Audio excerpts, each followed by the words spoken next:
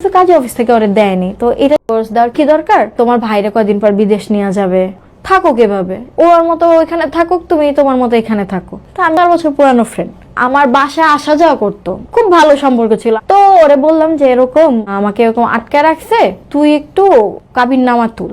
তো ও কাবিননামা তুলতে গেছে, কাজে অফিস থেকে ওরে দেয়নি। তো এটা যখন আমার বাসায় জানতে পারে, ওরে খুব অপমান করছিল, বাসায় ডেকে অপমান করছিল। দেন ও বলছে যে আজরিন যদি চায় না তা আপনারা কেন জোর করতেছেন? তুমি কি ওরে বিয়ে করবো? তুমি এরকম করতেছো, একটা ডিভোর্স আলা মেয়ের ব্যাপারে তুমি জানো কেউ বিয়ে করতে চায় না, ওর একটা বাচ্চা আছে। দেন নায়ন বলছে আমি করবো, কোনো সমস্যা আছে? তো ওর এই জিনিসগুলো আমার আগে আমার ফ্যামিলির কাছে বলছে, তারা তখন এই জিনিসটা ধরে নিছে।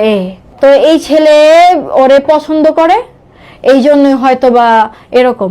পরবর্তীতে আমরা 2 তলা থাকতাম, আমি 2 তলা থেকে আমি বেলকনি টপকে আমি নামলাম, নেমে আমি বাসা থেকে বের হয়েছি। বাসা থেকে বের হওয়ার পর আমি কিছুদিন আমার ফ্রেন্ডের বাসা থেকে আমি ডিভোর্স দিই, আমি উকিল ধরে ডিভোর্স দিই। তারপর আমি আমার বাচ্চা উদ্ধারের জন্য মামলা দিই যে আমি আমার বাচ্চা চাই। সে দেশে আসছিল, সে যখন জানলো আমি বাসা থেকে বের হয়ে থানায় জিডি করছি, সে 2 দিন পর বের হয়ে যায়, জাপান চলে যায়। সে বললো কি, তারা সবাই মিলে বললো যে সে আজরিন একটা ছেলের সাথে ভাগছে, একটা ছেলের সাথে চলে গেছে, বাচ্চা ফেলায়। খুব সিম্পল নিল, লাইভে এসে এটা সেটা বললো, লাইভে এসে কান্নাকাটি করলো যে সে চলে গেছে, যার সাথে গেছে ভালো থাকুক। সাইলেন্ট ছিলাম, কিছু বলিনি। আমার কথা আগে আমার বাচ্চা পাই, তারপরে দুনিয়া যা ভাবো আমার কিছু আসে না। আমার বাচ্চাকে আমি পাইনি, আমার আমার বাসা ছিল। আমি 1.5 মাস পর পুলিশ নিয়ে আমার বাসায় ঢুকছি, আমার বাচ্চা দাও। দেন তারা বলছে ও নিজের এখন ঠিক ঠিকানা নেই, ও বাচ্চারা কিভাবে টেক কেয়ার করবে, ও মামলা দেখ, আমরা কোর্টে দিব।